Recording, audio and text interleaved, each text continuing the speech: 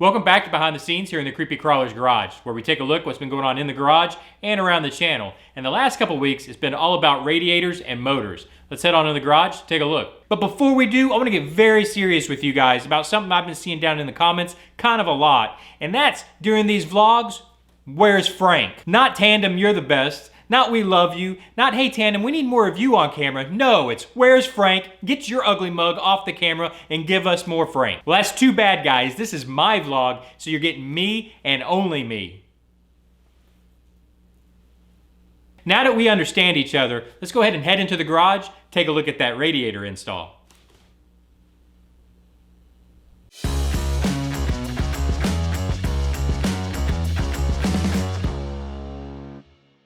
Last week we had what I thought would be a quick job of replacing a fake sticker radiator on an axial Jeep with a scale one. I made it more complicated by also replacing the light buckets. You can see how it was done on the last episode of Shop Jobs, but here's a closer look at how it turned out. Not bad. The scale radiator peeking out from behind the grill cutouts gives a much more sense of realism, and I think the light buckets are much better than how it was before. Those LEDs have this thing looking like Marty Feldman.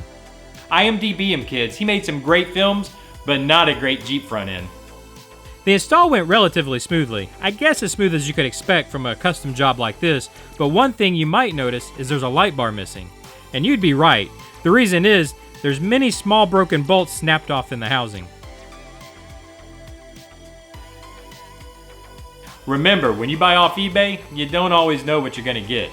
And the previous owner of this Jeep cross-threaded and snapped 5 of these little bolts off in the housing, and now it's our job to get them out. And that's just what we're gonna do in an upcoming episode of the RC Basics. I think we'll try a few different methods to get the broken bolts out, see which one works best. Look for that episode to come. Before we move on, here's a quick look at the install from the backside. Turned out pretty clean. Ignore all those wires, it's getting a new light kit.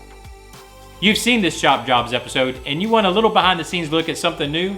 I think I've got just what you might like. How about a scale motor that's in production for the Gremlin build? Before we take a closer look, I want to give credit where credit is due, and that's to the guys who designed the pieces for this motor we're going to be using.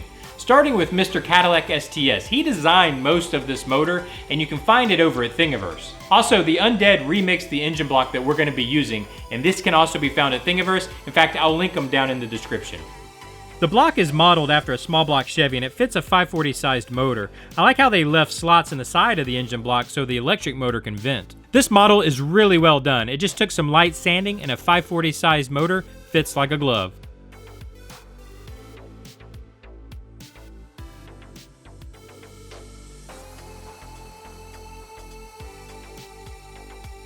Still a little bit of support material that needs to be removed on the inside, and the motor will seat perfectly.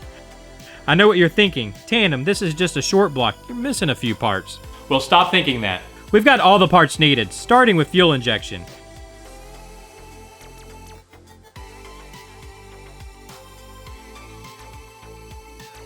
And how about some custom CCG valve covers? These are going to look seriously clean.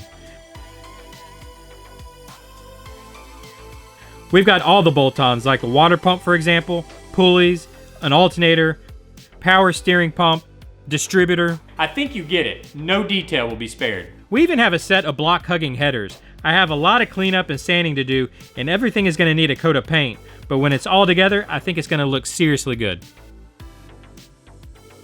Oh, I almost forgot. There's also fuel rails and a wiring harness. My printer had trouble printing the thin lines, so I think I'll just use them as a template and rebuild them out of wire or small tubing. I am seriously stoked about getting to work on this engine bay.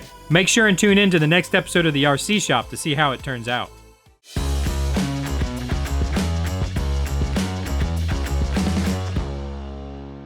I was working in the shop the other day when the wife called me to remind me that we had a dinner date at 6 o'clock that evening. So I looked up to check the time, and I realized I don't have a clock on the wall. So I was late for the dinner date, and needless to say, I've been sleeping on the couch for 2 weeks. This is not going to happen again, so I made a clock for the shop. Not the best clock in the world, it's only correct twice a day, but I think it's going to look good on the wall. And I thought while I was at it, I'd go ahead and make a few more for my patrons. So if you're an Explorer level or a higher patron, watch your mailboxes. One of these beauties is coming your way. If you're not a patron and you'd like to have one of these clocks for your garage's wall, let me know in the comments. I'm thinking about making these available in the online store if there's enough interest. When it comes to social media, I am absolutely a boomer, but I'm trying to change that. I'm trying to post regularly to Instagram and to my Facebook page. I've put a link down in the description, so if you would, hop over there and give a follow. Help an old boomer out. Also, I'm getting back to work on the new shop truck. Remember the 4Runner?